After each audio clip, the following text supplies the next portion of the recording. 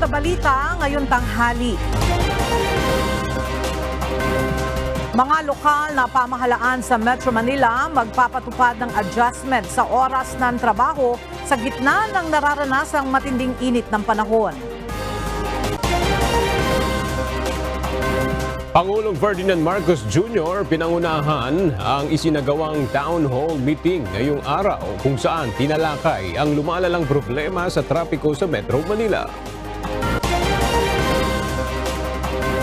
Pagdaragdag ng nasa 10,000 units ng TNVS sa Metro Manila, ipinagpaliban ng LTFRB. House-to-house visit sa mga mahihirap, PWDs at senior citizens ngayong tag-init ipinapanukala ng isang mambabatas. At Pinay weightlifter na si Vanessa Sarno, ika-10 atleta na panlaban ng Pilipinas sa 2024 Paris Olympics. Magandang tanghali mga kasangbahay. Ngayon po ay araw na Miyerkules, April 10, 2024 at una sa mga balita ngayon tanghali. Muling nanawagan ng pagkakaisa si Pangulong Ferdinand Marcos Jr. ngayong Idil Fitr. Sa kanyang mensahe, sinabi ni PBBM na umaasa siya sa patuloy na pagkakaisa ng bawat Pilipino sa kabila ng magkakaibang paniniwala at filosofiya. Binigyan diin ng Pangulo ang kahalagahan ng pagkakaroon ng iisang hangarin tungo sa isang maunlad at matatag na bansa.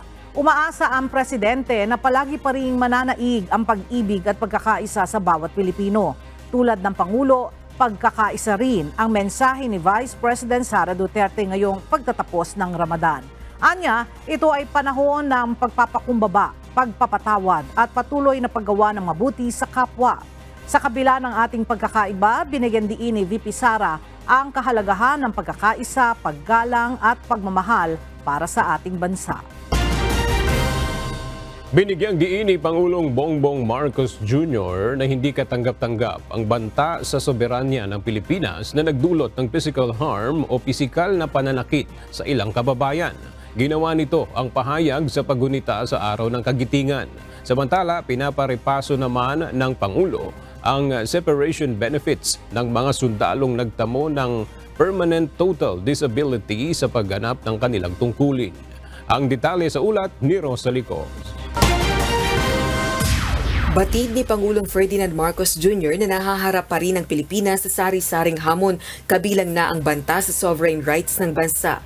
Ginawa nito ang pahayag sa paggunita ng ika-82 araw ng kagitingan sa Mount Samal sa Pilar, Bataan, April 9, araw ng Martes. Ginagawa ito bilang pag-alaala sa Fall of Bataan noong World War II kung kailan sumuko ang mga Pilipino at Amerikanong sundalo sa mga Hapones matapos ang ilang araw na paglaban gamit ang limitadong armas, bala at supply. 82 years on, our nation remains confronted with novel challenges in varying forms and degrees, but with the same existential impact. Some portend clear and present threats to our sovereign rights and in fact have already caused physical harm to our people. Ayon sa Pangulo, hindi katanggap-tanggap na nasaktan na ang ilan sa mga kababayan dahil sa mga banta sa sovereign rights ng bansa. Bagaman hindi tuwirang binanggit ng Pangulo, tila pinatutungkulan nito ang tumitinding agresyon ng China sa pinag-aagawang teritoryo sa West Philippine Sea. Hindi makatwiran o makatarungan, lalo na sa panahong ito ng payapang pakikipag-ugnayan ng mga bansa. Naway magsilbing inspirasyon ng mga kaganapan noong 1942 at ang tagumpay natin noong 1945 sa ating lahat. Gayon din sa ating kabataan at sa mga ating susunod na salinlahi. Tulad ng pinamalas ng ating mga dakilang ninuno, hindi tayo dapat magpasupil at magpaapi, lalo na sa loob ng ating sariling bakuran. Hinikayat din ni Pangulong Marcos Jr. ang mga kababayan na pagtibayin ang pagkakaisa at pagiging makabansa sa gitna ng mga hamong kinakaharap ng Pilipinas. Kasama naman sa nakibahagi sa paggunita ng Araw ng Kagitingan ang bagong Japanese Ambassador to the Philippines na si Endo Kasuya at US Deputy Chief of Mission Robert Ewing. Binigyang diin ng dalawang opisyal ang pangako ng kani-kaniyang mga bansa na pakikipagtulungan sa Pilipinas upang maitaguyod ang kapayapaan at paggalang sa international law sa rehiyon. We, the Japanese people, are determined to never allow the devastation of war to be repeated ever again for the sake of present and future generations.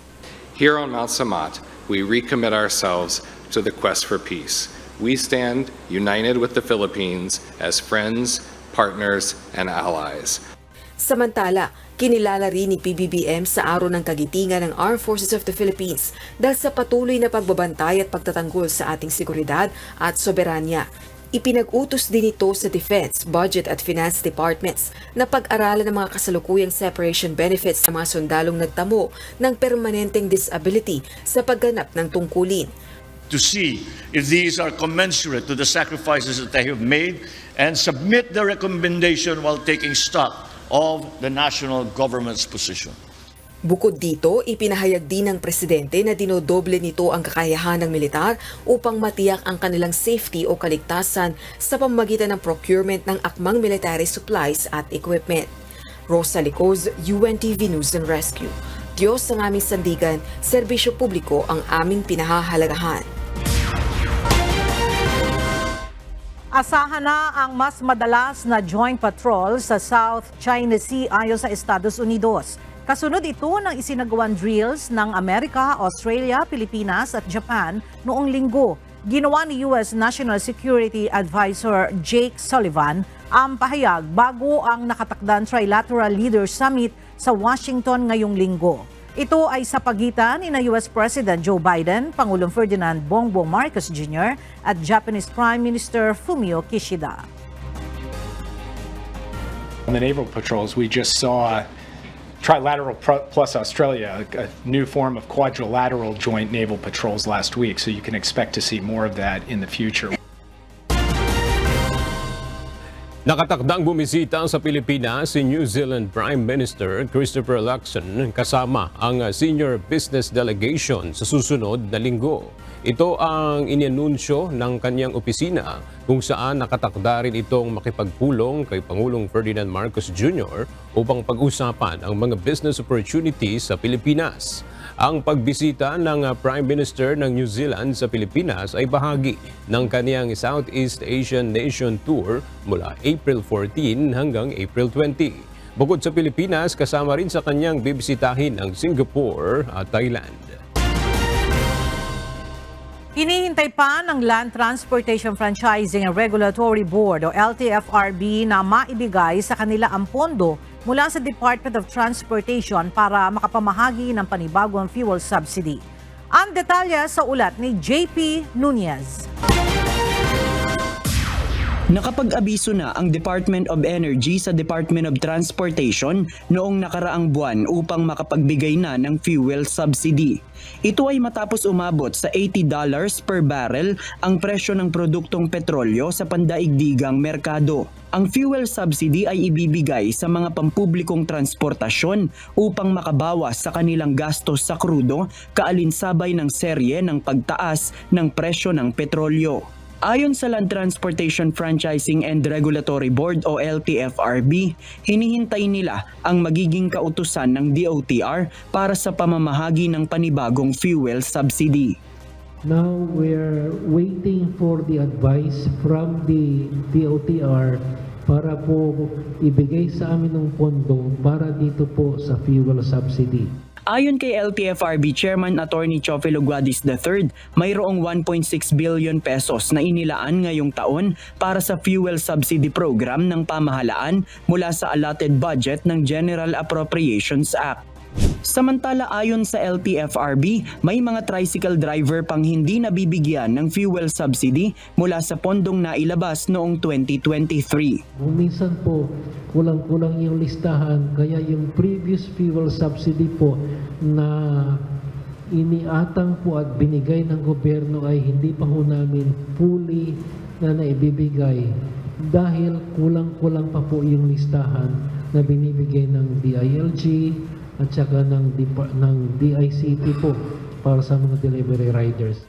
Hindi naman sinabi ng LTFRB kung magkano pa ang pondong nakalaan sa mga tricycle driver na hindi pa naibibigay.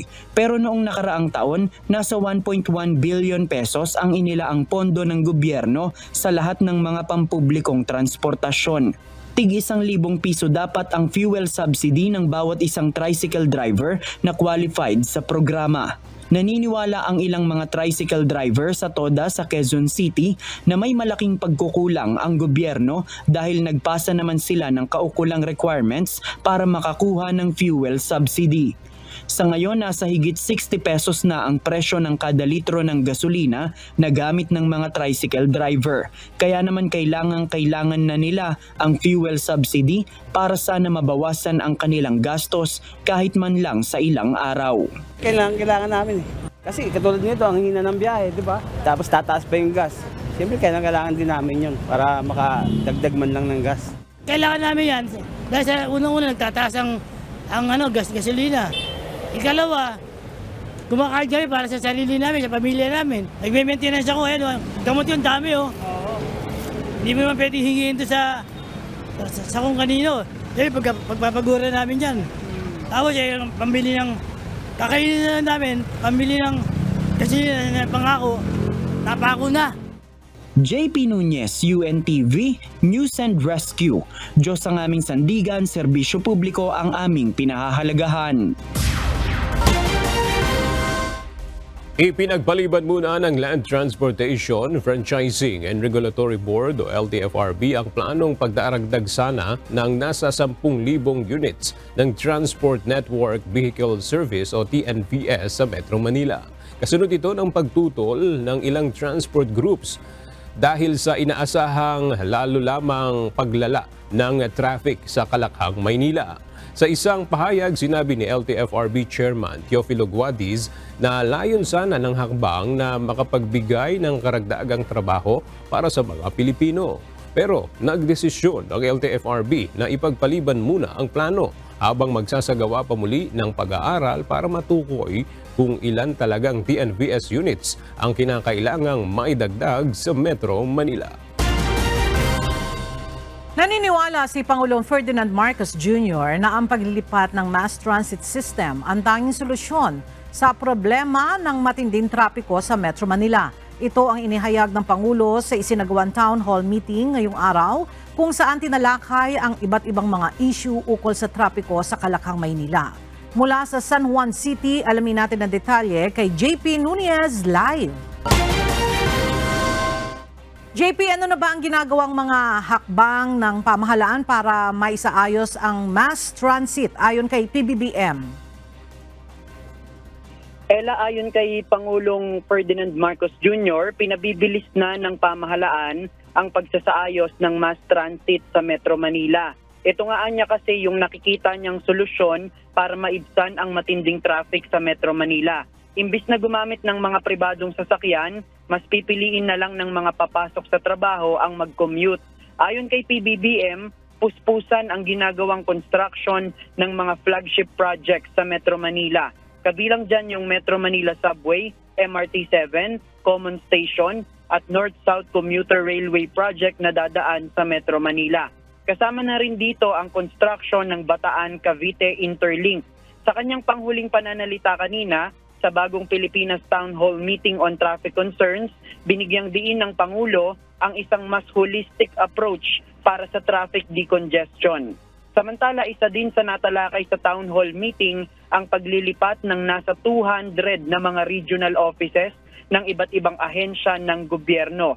Ayon kay PBBM, isa din ito sa inaasikaso ng pamahalaan para mailagay na sa mga probinsya ang mga opisina ng gobyerno para hindi na magdagsaan pa sa Metro Manila ang mga tao. Sa ngayon, Ella, natapos na yung town hall meeting dito sa San Juan City. At yan muna ang ating latest live. Balik sa iyo, Ella. Maraming salamat, JP Nunez. Magpapatupad ng pagbabago sa oras ng pasok ang mga lokal na pamahalaan sa National Capital Region. Base sa inilabas na resolusyon, gagawin ng alas 7 ng umaga hanggang alas 4 ng hapon ang working hours ng mga kawani ng LGU sa Metro Manila. Inihikayat rin ng ahensya ang iba pang tanggapan ng pamahalaan na i-adapt ang naturang hakbang. Irerekomenda rin ng MMDA sa Office of the President na mag-issue ng executive order para sa pagkakaroon ng modified working hour schedule sa government offices. Ang resolusyon ay sisimulang ipatupad sa April 15, 2024. Natukoy na ng Philippine National Police ang mga tauhan nito na namataang dumaan sa busway noong nakaraang linggo. Ayon kay PNP Public Information Office Chief Police Colonel Jean Fajardo, inalis na ang mga ito sa pwesto habang isinasagwa ang investigasyon.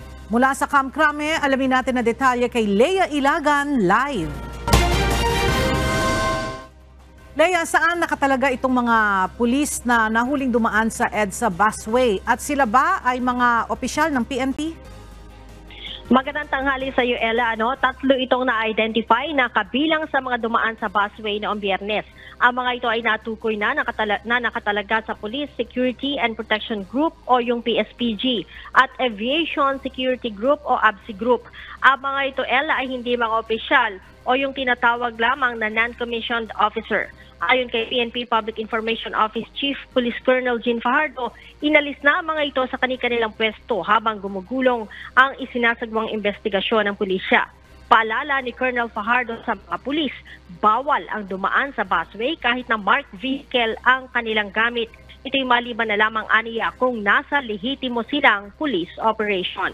Matatanda ang noong nakaraang Biyernes, 11 staff car ng PNP ang natiketan matapos na dumaan nga sa busway. Ito ng haka-haka sa mga netizens at hinihinalang mataas na opisyal ito ng PNP dahil umano'y kasunod nito ang 10 pang staff car. Ella? Alright, maraming salamat, Lea Ilagan. Nilinaw ni dating Ilocos Sur Governor Chavit Singson na hindi suhol ang alok niyang 100,000 pesos sa mga tauhan ng Metropolitan Manila Development Authority na pumigil sa kanya sa EDSA busway. Sa isang panayam, sinabi ni Singson na isa umano itong paraan upang mahikayat ang mga enforcer na manghuli pa ng mga motoristang gumagawa ng mali. Ayon naman kay MMDA Special Operations Group Strike Force Chief Gabriel Go, bahala na ang kanilang upper management na magpasya kung tatanggapin ang iniaalok na reward. Muling pinag-iingat ng Philippine National Police ang publiko kasunod ng tumataas na insidente ng cybercrimes sa unang quarter ngayong 2024. Base sa datos ng PNP Anti-Cybercrime Group, aabot sa 4,469 na mga kaso ng cybercrime ang kanilang naitala mula buwan ng Enero hanggang Marso ngayong taon. Mas mataas ito ng mahigit sa 21% kumpara sa 3,668 na mga kaso na naitala noong fourth quarter ng 2023. Partikular na dito ang mga nabiktima ng online shopping, financial transactions at investment opportunities. Muling pinalahanan ng PNP ang publiko na maging mapanuri at huwag basta maniniwala sa mga inaalok na produkto o serbisyo online upang hindi mabiktima ng mga scammer. Nagpaalala ang Philippine National Police o PNP na tanging bona fide members lamang ng pambansang pulisya ang pinapayagang magsuot ng PNP uniforms. Ito ay matapos mahuli ng mga pulis ang isang sibilyan na nakasuot ng athletic uniform ng PNP habang nagsiselfie sa Parañaque City. Nilapitan at hinanapan ng PNP identification card ang lalaki, ngunit wala itong naipakita. Agad namang dinala sa istasyon ng pulisya ang lalaki para sa documentation at tamang disposisyon. Mahigpit na ipinagbabawal ang hindi otorisadong pagsusuot ng uniforme ng PNP at sinumang mahuhuli ay mananagot sa krimen na usurpation of authority sa ilalim ng RPC Article 177 o usurpation of authority of official function at Article 179 o illegal na paggamit ng uniforme at insignias. Nasagip ng Bureau of Immigration ang isang 26 anyos na babae sa Cebu na biktima ng illegal recruitment. Naharang ng Bureau of Immigration ng biktima sa Mactan, Cebu International Airport noong April 2 na papunta sana ng Bangkok, Thailand. Ang biktima ay sinasabing may sponsor na isang Chinese national na kanyang nakilala sa isang Facebook group. Sinasabing siya ay pinangakuan ng trabaho bilang private tutor at household helper na may 25,000 pesos na sweldo kada buwan. Ayon sa immigration, noong Marso pa ay napigilan na ring makaalis ng bansa ang nasabing biktima na illegal ring na-recruit noon para magtrabaho bilang teacher sa abroad. Muli namang nagpaalala ang Bureau of Immigration sa ating mga kababayan na mag-ingat laban sa mga illegal recruiter at huwag basta maniniwala sa mga trabaho sa abroad na iniaalok sa online. Good news para sa mga naghahanap ng trabaho. Magsasagawa po ng job fair ang lokal na pamahalaan ng Quezon City sa darating na May 1 na gaganapin sa Rice and Garden ng City Hall.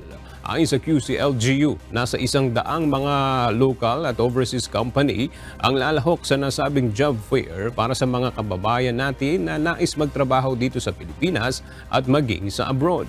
Bukod sa job fair, magkakaroon rin ng one-stop shop kung saan maaaring iproseso ng ating mga kababayan ang ilan sa kanilang employment requirements gaya ng police clearance, SSS, NBI clearance, PhilHealth at ID picture.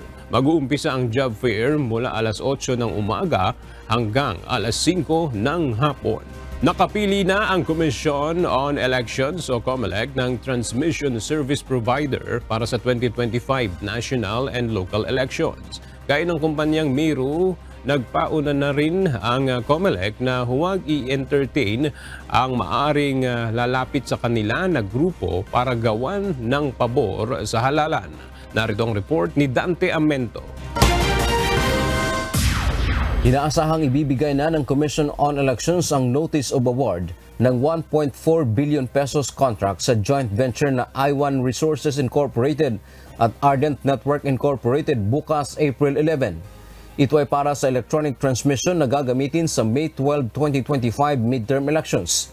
Ang joint venture ay mga lokal na kumpanya dito sa Pilipinas. Naniwala naman yung inyong Commission and Bank sa naging recommendation ng SBAC natin, ng Special Bids and Awards Committee at saka yung ating Technical Working Group. Ayon kay Chairman George Erwin Garcia, inaasahan na mas mabilis ang pagpapadala ng resulta ng halalan sa 2025 elections at makakaiwas din sa hacking o glitch dahil gumagamit sila ng makabagong teknolohiya tulad ng ginagamit sa Amerika. Tinest din ng ating ng mismong DOST pati ng ating ITD personnel at nakita nila talagang medyo kakaiba at ito yung pinaka-advanced na technology when it comes to ganito at mukhang ito mismo yung ginagamit na para protektahan yung sa Central Intelligence Agency at saka sa US military. Samantala, babala naman ang COMELEC sa I1 Ardent Joint Venture na gaya ng Miro na supplier ng mga makina sa eleksyon. Huwag i-entertain ang anumang alok mula sa kahit alinmang grupo o sino mang kandidato o politiko na gawan sila ng pabor sa halalan. Papatawag ko sila in the presence of practically the officials of the commission and sasabihin ko rin sa kanila yung aking sinabi na ito ay dapat nilang ipagmalaki na nabigyan sila ng pagkakataon na protektahan ang ating demokrasya and therefore hindi sila dapat magkamali sa bagay na ito. Dante Amento, UNTV, News and Rescue. Diyos ang aming sandigan, serbisyo publiko ang aming pinahahalagahan. Patuloy na tumitindi ang nararanasang mainit na panahon sa buong bansa. Base sa latest forecast ng Pag-asa, 8 lugar sa bansa ang inaasahang makararanas ngayong araw ng mataas na heat index na pasok sa danger level. Mula sa Quezon City, makibalita tayo kay Jed Naresina, live. Jed, ano-ano itong mga lugar na makararanas ng mataas na heat index ngayon at anong temperatura ito? Ella, inaasahan ngayong araw na 8 lugar nga sa bansa ang maaaring umabot sa danger level ang mararanasang heat index na mula 42 hanggang 44 degrees Celsius. Ayon sa Philippine Atmospheric Geophysical and Astronomical Services Administration o Pag-asa, Inaasahang aabot sa 44 degrees Celsius ang heat index sa Dagupan City, Pangasinan, habang ang Puerto Princesa City, Palawan at Aborlan, Palawan ay maaaring makapagdala ng heat index na 43 degrees Celsius. Samantala, inaasahan naman ang 42 degrees Celsius na heat index sa Bacnotan, La Union, San Jose Occidental, Mindoro, Rojas City, Capiz, Giwan, Silangang, Samar at Cotabato City, Maguindanao. Kaya muling pinag-iingat ng Pag-asa ang publiko dahil ang heat index na mula 42 degrees Celsius hanggang 51 degrees Celsius ay nagpapahiwatig ng panganib dahil posible itong magdulot ng heat cramps, heat exhaustions at pinakadelikado na ang heat stroke. Balik sa iyo, Ella. Jed, nabanggit ba kung anong heat index dito sa Metro Manila?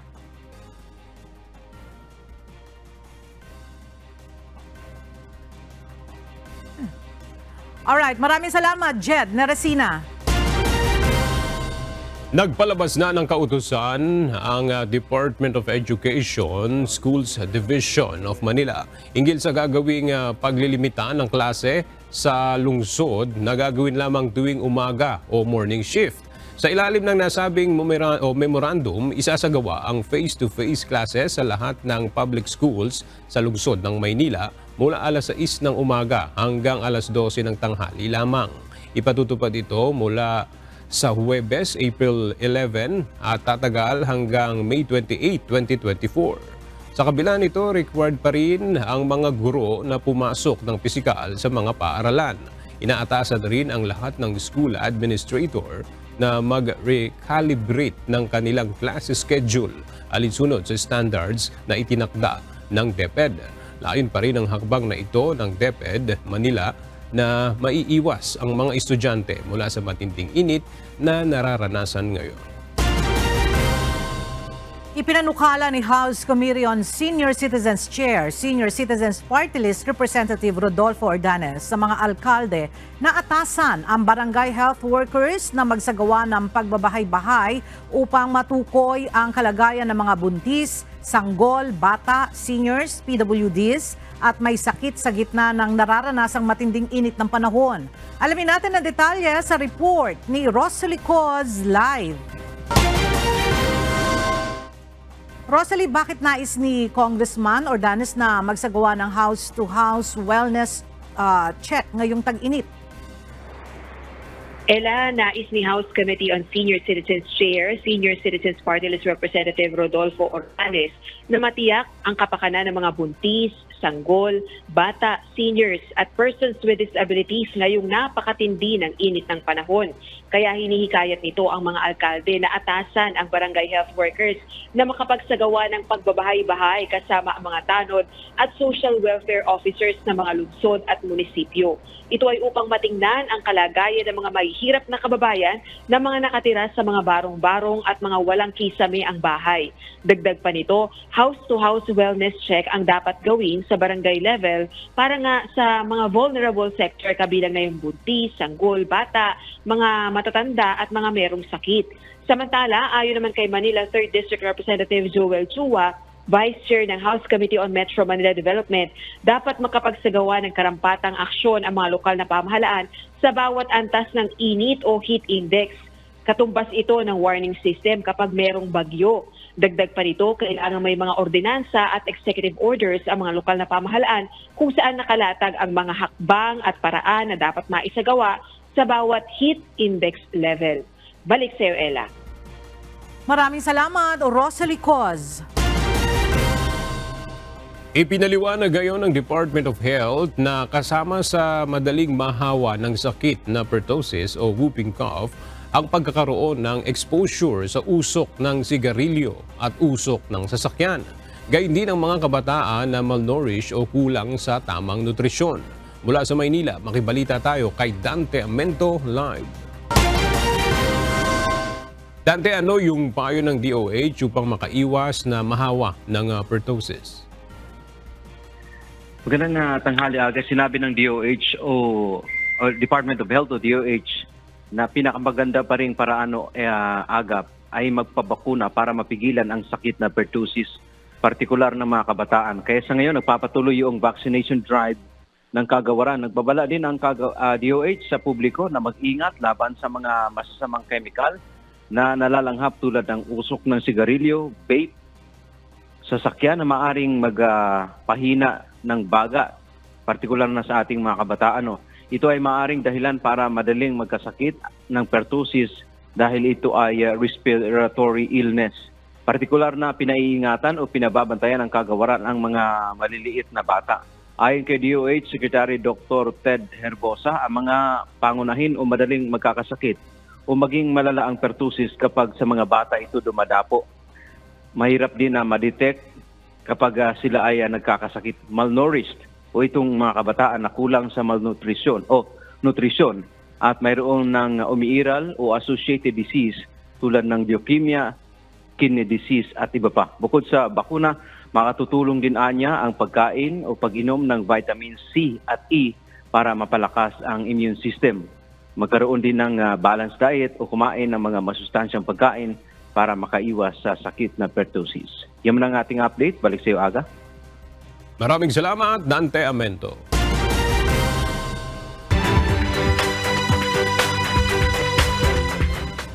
Niyanig ng 6.5 magnitude na lindol ang Davao Occidental kahapon alas 5:48 ng hapon. Ayon sa Philippine Institute of Volcanology and Seismology of PHIVOLCS, tectonic ang origin ng lindol na ang epicenter ay nasa 368 kilometers ng Balut Island at may lalim na 10 kilometro. Nakapagtala ng intensity 2 sa Malungon, Sarangani. Habang intensity 1 naman sa mga bayan ng Alabel, Glan at Kiamba, Sarangani. Don Marcelino, Davao Occidental at City of Digos sa Davao del Sur. Wala namang inaasahang damage mula sa nangyaring lindol ang PHIVOLCS.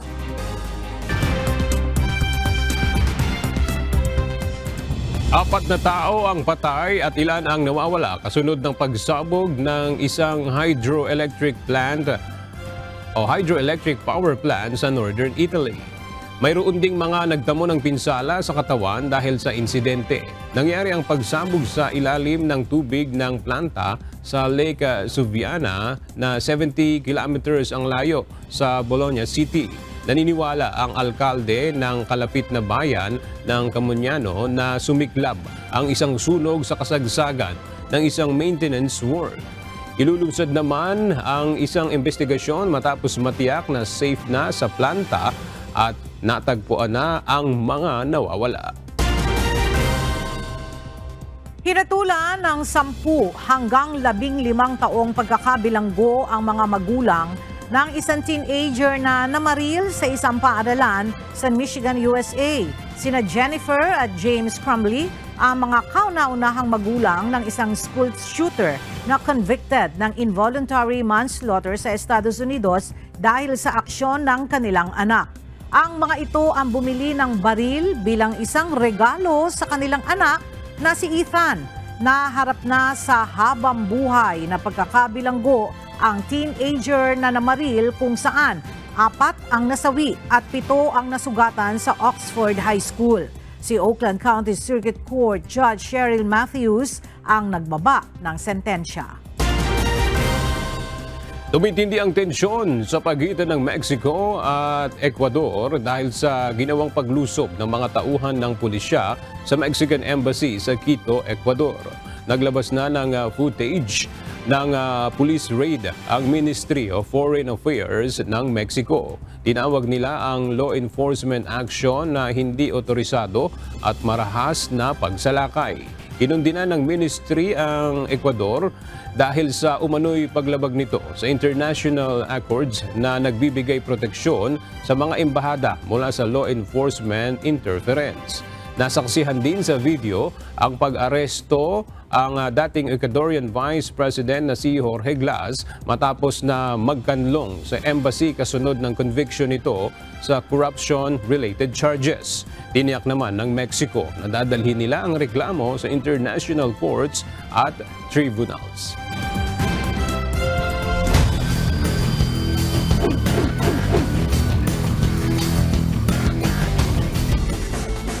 Nadagdagan pa ang atletang sasabak sa 2024 Paris Olympics para sa Team Philippines. Ito ay matapos magwagi ang 20-year-old Pinay weightlifter na si Vanessa Sarno sa International Weightlifting Federation World Cup sa Phuket, Thailand nitong linggo. Bumuhat si Sarno ng kabuang 245 kilograms para sa 71 kilograms women's category at nakuha ang ika-5 pwesto. Si Sarno ang ika-10 atleta na pambato ng Pilipinas sa 2024 Paris Olympics.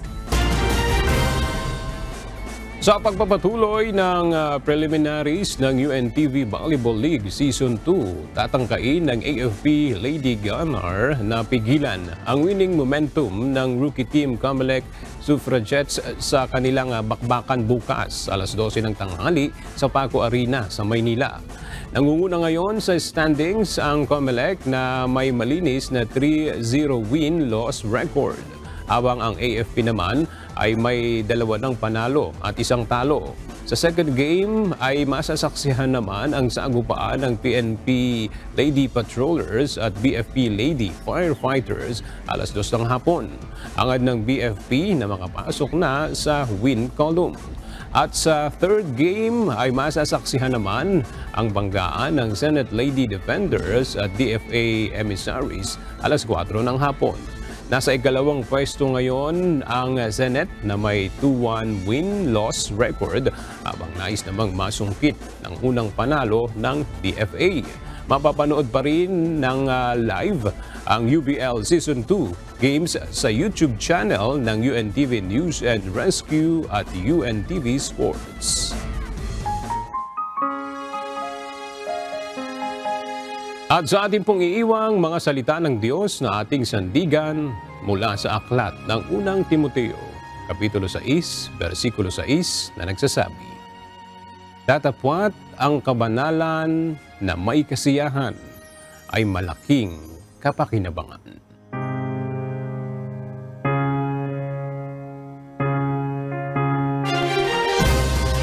At yan ang mga balitang aming tinutukan at inaksyonan. Dahil sa aming pagbabalita, una, ang paggalinga sa kapwa. UNTV-C News, may balita saan mang panig ng daigdig. At dito sa UNTV, Diyos ang aming sandigan, serbisyo publiko ang aming pinahahalagahan. Magandang tanghali.